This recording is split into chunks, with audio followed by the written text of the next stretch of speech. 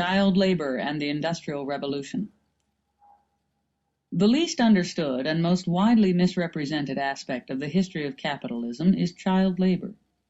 One cannot evaluate the phenomenon of child labor in England during the Industrial Revolution of the late 18th and early 19th century unless one realizes that the introduction of the factory system offered a livelihood, a means of survival, to tens of thousands of children who would not have lived to be youths in the pre-capitalistic eras.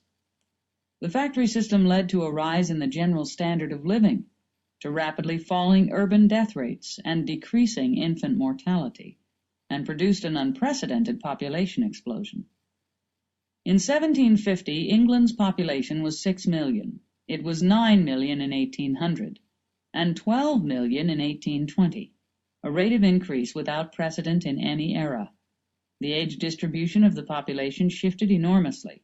The proportion of children and youths increased sharply. The proportion of those born in London dying before 5 years of age fell from 74.5% in 1730 to 49 to 31.8% in 1810 to 29. Children who hitherto would have died in infancy now had a chance for survival. Both the rising population and the rising life expectancy give the lie to the claims of socialist and fascist critics of capitalism that the conditions of the laboring classes were progressively deteriorating during the Industrial Revolution. One is both morally unjust and ignorant of history if one claims capitalism for the condition of children during the Industrial Revolution, since in fact capitalism brought an enormous improvement over their condition in the preceding age. The source of that injustice was ill-informed emotional novelists and poets like Dickens and Mrs. Browning, fanciful medievalists like Southey, political tract writers posturing as economic historians like Engels and Marx. All of them painted a vague, rosy picture of a lost golden age of the working classes, which allegedly was destroyed by the Industrial Revolution. Historians have not supported their assertions. Investigation and common sense have deglamorized the pre-factory system of domestic industry. In that system, the worker made a costly initial investment or paid heavy rentals for a loom or frame and bore most of the speculative risks involved. His diet was drab and meager, and even subsistence often depended on whether work could be found for his wife and children. There was nothing romantic or enviable about a family living and working together in a badly lighted, improperly ventilated, and poorly constructed cottage. How did children thrive before the Industrial Revolution? In 1697, John Locke wrote a report for the Board of Trade on the problem of poverty and poor relief. Locke estimated that a laboring man and his wife in good health could support no more than 2 children, and he recommended that all children over 3 years of age should be taught to earn their living at working schools for spinning and knitting, where they would be given food.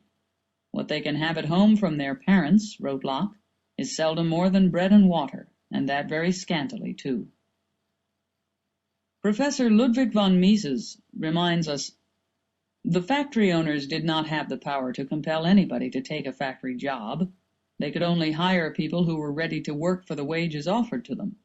Low as these wages rates were, they were nonetheless much more than these paupers could earn in any other field open to them. It is a distortion of facts to say that the factories carried off the housewives from the nurseries and the kitchen, and the children from their play. These women had nothing to cook with and to feed their children. These children were destitute and starving. Their only refuge was the factory. It saved them, in the strict sense of the term, from death by starvation. Factory children went to work at the insistence of their parents. The children's hours of labor were very long, but the work was often quite easy, usually just attending a spinning or weaving machine and retying threads when they broke. It was not on behalf of such children that the agitation for factory legislation began.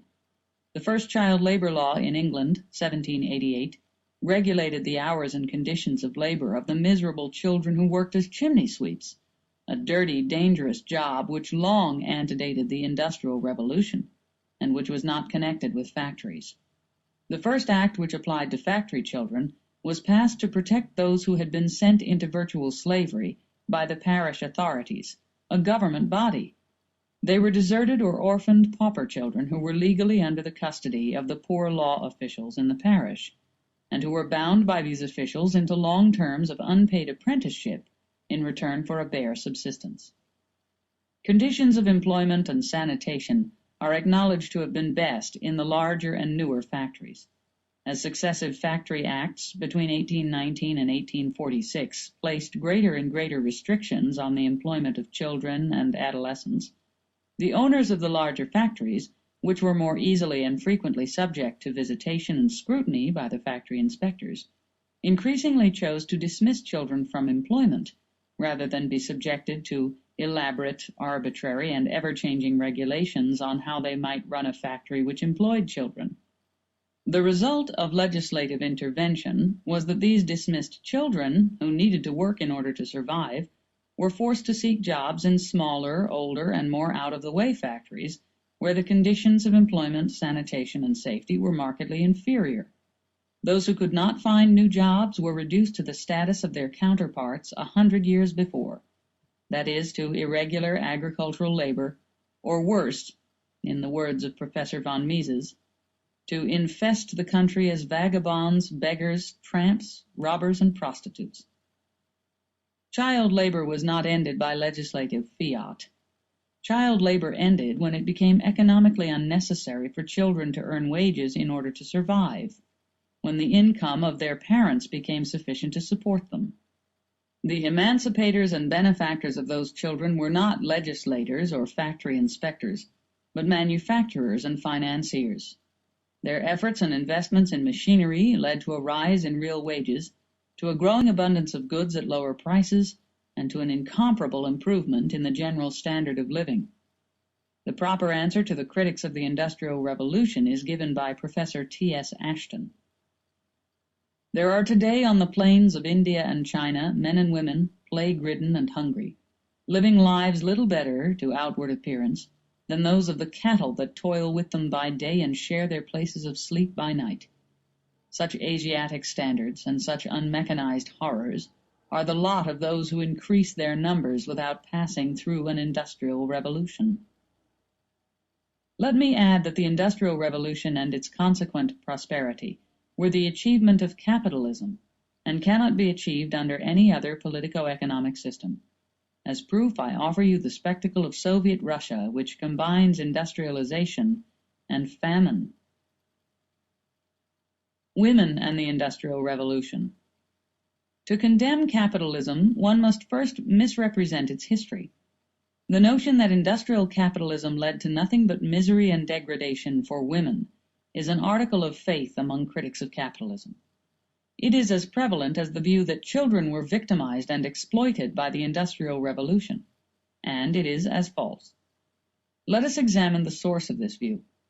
To appreciate the benefits that capitalism brought to women, one must compare their status under capitalism with their condition in the preceding centuries.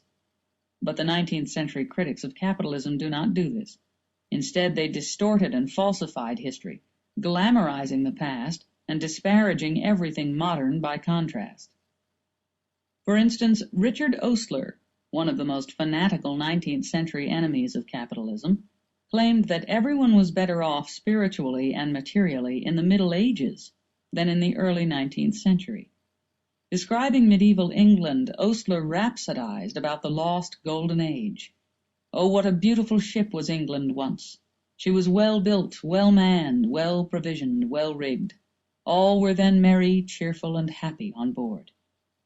This was said of centuries in which the bulk of the population were peasants in a servile condition, bound by status, not free to change their mode of life or to move from their birthplace.